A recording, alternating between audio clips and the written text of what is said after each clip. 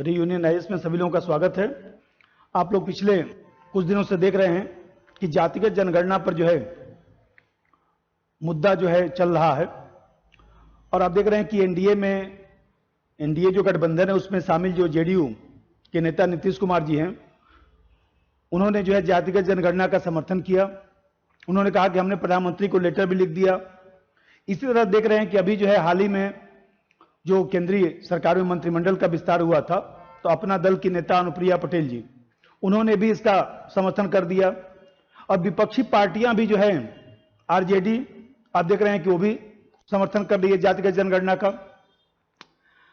तो आप देख रहे हैं कि एनडीए में शामिल जो घटक दल हैं वो भी जो है जातिगत जनगणना का समर्थन कर दिए, जबकि एनडीए ने जो है कह दिया कि जातिगत जनगणना नहीं कराई जाएगी। तो आप देख रहे हैं कि यूपी में जो है बीजेपी को छोड़कर लगभग सभी दलों ने जो है जातिगत जनगणना का समर्थन किया है। तो जातिगत जनगणना जब बीजेपी विपक्ष में था तब भी जातिगत जनगणना का समर्थन करता था। और आपको ध्यान होगा कि मोदी सरकार ने जो है 2018 में घोषणा किया था कि आगामी जो जनगणना होगी उसमें जो है जातिगत जनगणना कराई जाएगी। उस समय अनेक दल, अनेक नेता और एक्टिविस्ट इसका विरोध करने लगे थे। दलों को यह लगने लगा कि चूंकि बीजेपी जो है 102वां संविधान संशोधन जो 2018 में किया गया और ओबीसी आयोग को संवैधानिक दर्जा दे दिया गया, तो उन लोगों को लगा कि कहीं ऐसा तो नहीं कि ओबीसी को संवैधानिक दर्जा देकर ओबीसी का वोट बैंक जो है बीजेपी के पास चला जाएगा, और यदि जातिगत जनगणना बीजेपी ने करा दिया तो उसका राजनीतिक लाभ भी बीजेपी ले लेगी। तो आप जानते हैं कि कुछ दलों ने बाद में इसका विरोध भी करना शुरू कर दिया कि पहले जो है जो जातिगत जनगणना जो 2011 में हुआ था उसका आंकड़ा जो है प्रकाशित कराया जाए। तो मैं बता रहा था कि इस समय जातिगत जनगणना को लेकर जो है काफी विवाद चल रहा है। अब इसका जो इतिहास थोड़ा सा समझिए। 1872 में ब्रिटिश काल में जो वायसराय मेयो द्वारा जो है पहली बार जनगणना कराई गई थी। लेकिन आपको ध्यान होगा कि भारत की पहली संपूर्ण जनगणना जो है 1881 में हुआ, और इसके बाद प्रत्येक 10 वर्ष के बाद जनगणना, सामान्य जो जनगणना होती है वो हो रही है। और जनगणना का कार्य महारजिस्ट्रार एवं जनगणना आयुक्त द्वारा जो है कराया जाता है। एक बकायदे एक विभाग है जो जनगणना कराता है। जब हम लोग आजाद हो गए तो आजादी के बाद जो है मतलब 1950 के बाद आप देख रहे हैं कि 1951 में जनगणना हो रही है, और कहीं न कहीं जो है वो देखा जाए तो बकायदे आजादी के बाद एक अधिनियम बनाया गया। 1948 में एक अधिनियम बनाया गया, और उसी अधिनियम के तहत जो है ये बात कहा गया है कि प्रत्येक 10 वर्ष पर जब जनगणना होगा तो हम लोग जो है प्रत्येक वर्ष पर जनगणना जो है प्रत्येक 10 वर्ष पर इसको कराते रहेंगे। लेकिन यह ध्यान रखना है कि 10 वर्ष पर जो जनगणना होती है उसमें एससी एसटी की जनगणना की जाती है, अन्य जातियों की कोई भी जनगणना नहीं की जाती है, उनकी संख्या का पता नहीं लगाया जाता है। और सरकार ने भी कहा, आपको ध्यान होगा कि चूंकि एससी एसटी का आरक्षण है लोकसभा विधानसभा में, इसलिए हम लोग इसकी जनगणना कराते रहते हैं। अब देखिए, एक प्रश्न यह आता है कि 2011 में जो जनगणना किया गया था, जातिगत जनगणना, वो क्या था? 2011 में जातिगत जनगणना नहीं हुआ था, उसका नाम ही था सामाजिक आर्थिक जाति आधारित जनगणना, जिसको हम लोग जो है एसईसीसी कहते हैं। और जब जानते हैं कि 31 मार्च 2016 को यह जनगणना समाप्त हो गया। एसईसीसी जो जनगणना था, सामाजिक आर्थिक जाति जनगणना, सामाजिक आर्थिक जाति आधारित जनगणना, ये जो है 2016 में ये समाप्त हो गया। इस पर लगभग जो है 4000 करोड़ रुपए से ज्यादा खर्च भी हुआ था। इस जनगणना कराने का उद्देश्य यह था कि सामाजिक आर्थिक स्थिति का पता लगाया जाए। और जानते हैं कि यह जो एसईसीसी जनगणना हुआ था, इसका संचालन जो है वह देखा जाए तो महारजिस्ट्रार एवं जनगणना कमिश्नर द्वारा नहीं किया गया था। इसका संचालन जो है ग्रामीण विकास मंत्रालय और शहरी गरीबी उन्मूलन मंत्रालय द्वारा किया गया था। अब देखिए, पहला तो फॉल्ट यह हुआ कि हम लोग जनगणना 2011 में जातिगत जनगणना नहीं कराए थे, बल्कि यह जो है अलग विभाग द्वारा कराया गया था। जनगणना कराने की जिम्मेदारी जिसकी थी उस विभाग ने जनगणना नहीं कराया, तो कानूनी रूप से जातिगत जनगणना हुआ ही नहीं। अब जैसे समझिए, अनौपचारिक रूप से आप देखा जाए तो 2006 में जो है राष्ट्रीय नमूना सर्वेक्षण जो संगठन है उसने कहा था कि भाई ओबीसी की जो आबादी है वो हमारे यहां 41% है। अब यहां पर जानते हैं कि जो एसईसीसी जनगणना हुआ तो सरकार ने कहा कि त्रुटिपूर्ण जनगणना है, इसमें जो है बहुत सारी जातियों का हम पता नहीं लगा पाए, या इतनी असंख्य जातियां हैं कि हम लोग जो है उसको कैसे उसका समराइजेशन करें। अब जानते हैं कि एक समस्या ये आया और इसके कारण जो है त्रुटिपूर्ण बताकर एसईसीसी का प्रकाशन नहीं किया गया। बाकी चीजों का प्रकाशन हुआ, लेकिन जो जातिगत जो उसमें पहलू था उसका प्रकाशन नहीं किया गया। अब देखिए, अब यहां पर समस्या क्या आया। 20 जुलाई 2021 को केंद्रीय गृह मंत्री ने यह कहा कि एससी एसटी की जनगणना 2021 में की जाएगी, लेकिन अन्य जातियों की जनगणना नहीं की जाएगी। यहीं से विवाद को जो है बढ़ावा मिला है। अब समस्या यह है कि भाई एनडीए जब विरोध में थी, विपक्ष में थी, तब इसका समर्थन करती थी। अब एनडीए कह रही है कि हम जातिगत जनगणना नहीं कराएंगे, और एनडीए के जो घटक दल हैं उनका जातिगत जनगणना कराने पर समर्थन है। इसके कारण यह विवाद उत्पन्न हुआ है। अब यहां पर एक दो चीज और भी हम लोग समझेंगे कि भाई बीजेपी जब 2018 में खुद ही घोषणा किया था कि हम जातिगत जनगणना कराएंगे, तो क्यों बीजेपी इससे पीछे हट रही है। लेकिन इसका उत्तर जो है तभी मिल पाएगा जब हम इसका वास्तविक विश्लेषण करें। वास्तविक विश्लेषण यह है कि बीजेपी क्यों इसका विरोध कर रही है, एनडीए क्यों विरोध कर रही है। तो एनडीए कह रही है कि भाई ऐसा है कि जातिगत जनगणना जो है कराने में समस्या है। पहली समस्या तो यह आ रही है कि जैसे मान लीजिए, जैसे बिहार में जो है बनिया को ले लीजिए, तो बिहार में बनिया को ओबीसी में रखा गया है, जबकि यूपी में जो है अपर कास्ट में रखा गया है। अब यहां पर समस्या यह है कि मान लीजिए हम कैसे, अब हम किस जाति में उसको रखेंगे। एक तो समस्या ये आ गया, और दूसरी समस्या ये आ रही है कि बहुत सारे लोग धर्म परिवर्तन भी कर लिए हैं। अब मान लीजिए उनका जाति कैसे पता लगाया जाएगा कि वास्तव में वो किस जाति के हैं।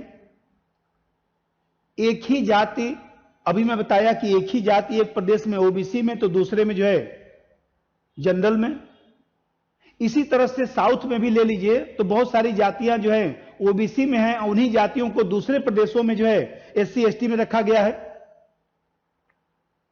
नॉर्थ ईस्ट में बहुत सारे एसटी लोगों ने जो है धर्म परिवर्तन करके ईसाई बन गए। अब उनका कैसे हम जनगणना करेंगे। दूसरी तरफ देखते हैं, एक समस्या यह भी आ रही है कि जो परिवार नियोजन कार्यक्रम हमारा चल रहा है, यह सरकार उस पर विचार कर रही है। जैसे उत्तर प्रदेश सरकार ने जनसंख्या नियंत्रण नीति की घोषणा किया, अभी वो लागू नहीं हुआ, लेकिन नीति की घोषणा किया गया। तो यहां पर जो है यदि जातिगत जनगणना हम कराएंगे तो जिसकी संख्या कम आएगी वो परिवार नियोजन का विरोध करना शुरू कर देगा। तो कहीं ना कहीं वो विरोध करेगा कि हमारी संख्या कम है, अब परिवार नियोजन हमने लागू किया तो हमारी संख्या और भी कम हो जाएगी। एक तो ये समस्या। दूसरी समस्या राजनीतिक भी है। जातिगत आरक्षण की मांग और ज्यादा हो जाएगी, राजनीतिक अस्थिरता को बढ़ावा मिलेगा। राजनीतिक दल जाति के आधार पर जो है वोट बैंक की राजनीति और ज्यादा तीव्र कर देंगे। जैसे मान लीजिए जातिगत जनगणना हुआ, और मान लीजिए 1931 में जो है जातिगत जनगणना जो हुआ, तो आप देख रहे हैं कि 1931 में 52% के आसपास ओबीसी माना गया कि ओबीसी है, उसी को मंडल आयोग ने भी आधार बनाया था। अब यहां पर मान लीजिए 40% ओबीसी 40% जो है जनगणना में आ गया, तो लोग कहेंगे कि जनगणना ठीक ही नहीं हुआ, जनगणना में गलती हो गया, और ज्यादा हो जाएगा तो और ज्यादा आरक्षण की मांग होगी, तो इससे मामला और उलझ सकता है। अब देखिए, अंग्रेजों ने जातिगत जो जनगणना कराया था वह सामाजिक कल्याण के लिए, सामाजिक आर्थिक विकास के लिए नहीं कराया, समाज को बांटने के लिए कराया था। यह मैं नहीं कह रहा हूं, यह जो है देखा जाए तो जो सत्ता में जो लोग हैं उन लोगों का भी मानना है कि जातिगत जनगणना होने से जो है समाज में विखंडन की प्रवृत्तियां बढ़ सकती हैं। अब फिर संविधान में अनुच्छेद 14 जो रूल ऑफ लॉ की बात करता है, अनुच्छेद 15 जो है धर्म, जाति, मूल, वंश, इन सब आधारों पर भेदभाव की मनाही करता है, तो मूल भावना से भी यह सब मेल नहीं खाएगा। और हम लोग के यहां गांधी जी ने विभिन्न जातियों को आपस में जोड़ने का काम किया, कहीं न कहीं जो है अनेक विचारकों ने जोड़ने का काम किया। जाति को हम लोग समाप्त करने की बात करते हैं, कहीं न कहीं समाज में समरसता लाने की बात करते हैं, तो जातिगत जनगणना उसमें अवरोध उत्पन्न कर सकता है, एक संभावना है।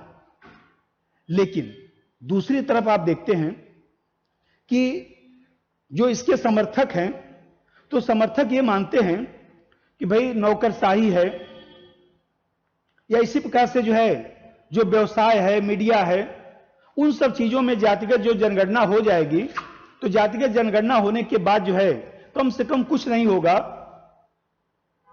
तो नीति निर्माताओं को जो है वास्तविक आंकड़े प्राप्त हो जाएंगे, सामाजिक आर्थिक रूप से कमजोर वर्ग की संख्या प्राप्त हो जाएगी, और यह भी पता चल जाएगा कि संसाधनों तक किस जाति की कितनी पहुंच है, कौन सी जातियां कितनी पिछड़ी हुई हैं, तो उसी के अनुरूप सरकार योजना बना सकती है, लोक नीति का निर्माण कर सकती है। और फिर आप लोग पढ़े होंगे कि अभी जो है 127वां संविधान संशोधन द्वारा देखा जाए तो राज्यों को अधिकार दिया जा रहा है। 127वां संविधान संशोधन अधिनियम जो लोकसभा से पारित हो गया, राज्यसभा में आज बहस हो रहा है। तो आप देख रहे हैं कि 10 अगस्त को जो है लोकसभा से पारित हो गया, राज्यसभा में चर्चा हो रही है। राष्ट्रपति के हस्ताक्षर के बाद राज्यों को अधिकार हो जाएगा कि राज्य जो है किसी भी जाति को ओबीसी लिस्ट में शामिल कर सकते हैं। आपको ध्यान होगा घटनाक्रम कि 5 मई को महाराष्ट्र सरकार ने सुप्रीम कोर्ट में जो है एक केस फाइल किया था।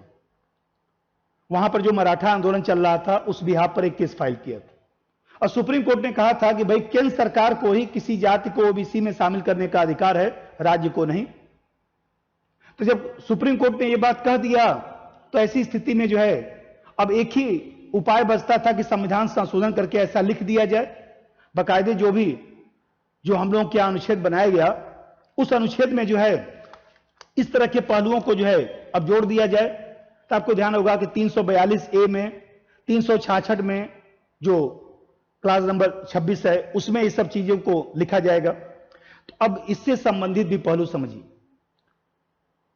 कि जब यह 127वां संविधान संशोधन विधेयक पारित हो जाएगा और सामान्यतः उसका नंबर 105 पड़ जाएगा, भाई नंबर बदल जाता है, 105वां संविधान संशोधन हो जाएगा, तो अब राज्य को अधिकार हो जाएगा कि किसी भी जाति को वह ओबीसी लिस्ट में शामिल कर सकती है।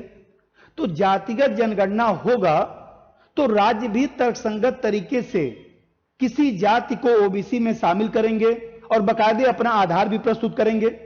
और महाराष्ट्र में जो मराठा आंदोलन चल रहा है, मराठा आरक्षण के लिए, गुजरात में जो पटेल आंदोलन चला, या आप देखिए कर्नाटक में जो लिंगायत आंदोलन चला, हरियाणा में जाट आंदोलन चला, तो इन आंदोलनों को जो है तर्कसंगत तरीके से इन जातियों को हम ओबीसी लिस्ट में जो है रख सकते हैं। फिर आप देख रहे हैं कि नया संसद भवन भी तो बन रहा है, तो नया संसद भवन बन रहा है और 84वां संशोधन द्वारा 2026 तक ही सीटों को स्थिर किया गया है। 2026 के बाद जो है परिसीमन होगा, सीटों को बढ़ाना पड़ेगा, क्योंकि जनसंख्या बहुत ज्यादा हो गया है, तो सीटों को बढ़ाना होगा, लोकसभा विधानसभा में सीटों को बढ़ाना होगा, जैसा कि आप लोग पेपर में पढ़ रहे होंगे, सरकार भी इस पर विचार कर रही है। तो अब यदि जातिगत जनगणना हो जाएगा तो उससे जो है सामाजिक राजनीतिक परिस्थिति का भी पता लगाया जा सकता है और परिसीमन करने में भी सुविधा उपलब्ध होगा। और देखिए सबसे महत्वपूर्ण बात यह है कि 1931 की जनगणना में ओबीसी की आबादी जो है 52% के आसपास दिखाई गई थी। फिर आपको ध्यान होगा कि आजादी के बाद हम लोगों ने पहला जो ओबीसी आयोग बनाया 1953 में, काका कालेलकर आयोग, उन्होंने भी 40% से ज्यादा आरक्षण देने की बात किया था, सरकार ने अस्वीकार कर दिया। 1978 में जो है वीपी मंडल आयोग बनाया गया, जब मोरारजी देसाई साहब की सरकार बनी, तो आप जानते हैं कि उन्होंने जो है 40% से ज्यादा आरक्षण देने की उन्होंने भी बात किया। और उन्होंने भी 1931 की जनगणना को ही आधार बनाया था, और इसी पहलू को आधार बनाते हुए मंडल आयोग की जो सिफारिश थी, उसी पहलू को आधार बनाते हुए वीपी सिंह सरकार ने जो है 1990 में 27% आरक्षण दिया।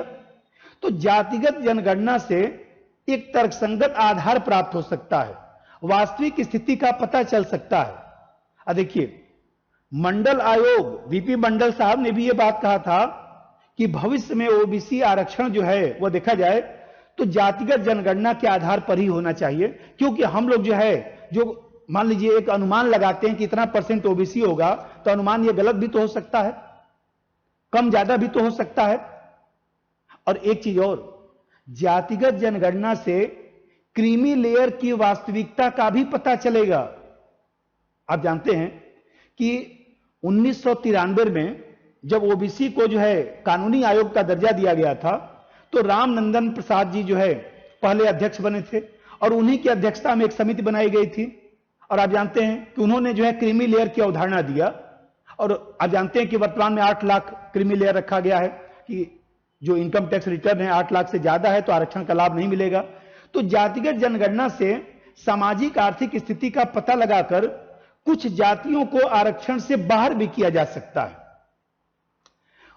जिससे वास्तविक रूप से जो है जो पिछड़ा व्यक्ति है उसको वास्तविक रूप से आरक्षण का लाभ जो है मिल सकता है। अब यहां पर समझिए एक चीज, मैं बताया कि जो जातिगत जनगणना कराने के समर्थन में जो लोग कह रहे हैं, तो यहां पर एक चीज ध्यान रखना है कि हम लोगों के यहां जो है 1931 में अंग्रेजों ने जो है बाकायदे जातिगत जनगणना कराया। उसके बाद आप जानते हैं कि 1941 में भी जातिगत जनगणना कराया गया, लेकिन उसका आंकड़ा प्रकाशित नहीं हुआ। और 2011 में मैं बताया कि वास्तव में महारजिस्ट्रार एवं जनगणना जो कमिश्नर, उसके माध्यम से जो विभाग है जो जनगणना कराता है, उसने जनगणना नहीं कराया। जनगणना जो है वह देखा जाए तो ग्रामीण विकास मंत्रालय और शहरी गरीबी उन्मूलन मंत्रालय द्वारा कराया गया, तो त्रुटिपूर्ण होने के कारण जो है उसका प्रकाशन नहीं हो पाया। अब सरकार कह रही है कि हम जातिगत जनगणना नहीं कराएंगे, लेकिन हम ये कहते हैं कि यदि जातिगत जनगणना कराया जाता है तो उससे वास्तविक स्थिति का पता चल सकता है, और उससे वस्तु स्थिति, देखिए ऑब्जेक्टिव आधार पर जो है हम आरक्षण भी दे सकते हैं, ऑब्जेक्टिव आधार पर जो है अन्य सरकारी योजनाओं को भी चला सकते हैं, सामाजिक आर्थिक न्याय की प्रक्रिया आगे बढ़ सकती है। क्योंकि भारत कल्याणकारी राज्य है, इसलिए भारत में जो है एक ऑब्जेक्टिव आधार होना चाहिए कि हम किसी जाति के लिए, किसी समुदाय के लिए कोई योजना चलाते हैं तो उस योजना का आधार क्या है, कितनी जातियां पिछड़ी हुई हैं। हो सकता है कि हम किसी जाति को जो है आरक्षण दे रहे हैं, उसको सामाजिक आर्थिक जो है कार्यक्रम से जोड़ रहे हैं, और वो ऑलरेडी पहले से संपन्न हो, तो हम लोग जो है वास्तव में जो लोग पिछड़े हुए हैं उनको लाभ दे सकते हैं।